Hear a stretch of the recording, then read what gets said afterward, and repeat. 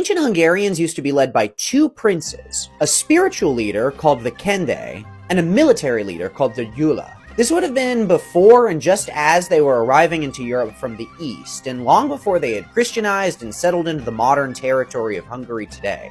This was a type of organizational structure that was not at all uncommon among nomadic peoples of the Eurasian steppe. In fact, there's a lot of scholarship to indicate that the spiritual leader would occasionally even be sacrificed in such societies. And it's believed that this structure was also inherited from the Khazars, a fascinating empire that the ancient Hungarians were likely a vassal state of. The Khazar title for the spiritual leader would have been Kundur. Arpad and Kursan were the final dual monarchs of the Hungarians, and Arpad is often considered the founder of the country who led the Hungarian conquest of the Carpathian Basin. Kursan died in 904, and from then on, however, the dual monarch system was over. Hungarian sources then on all identify Arpad and his descendants as the sole monarchs of the First Hungarian dynasty.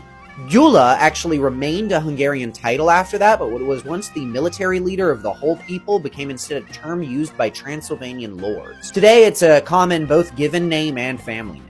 But there's a very interesting question regarding the identity and role of Arpad. Was he the spiritual leader, the Kendes, or the military leader, the Gyula? You would think, for his military fame, he would have been the Gyula, but there's a lot of debate that he may have instead been the religious leader. This is because it's recorded in early chronicles that his father, Almos, was killed before entering into modern Hungary. Historian Gyula Christo says that this is because, as was the practice in the steppe, he was sacrificed by his own people after a major defeat, which would have been characteristic of a religious leader.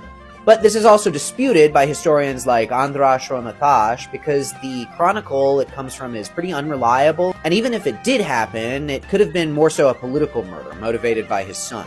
I find this system of dual spiritual and military leadership a fascinating particularity of Hungarian prehistory. And I think it's remarkable that there's still so much debate about the truth of such an important historical figure's biography. And if you find all the mystery and controversy about Hungarian history interesting, stay tuned for the Tour and Explorer podcast releasing on September 19th.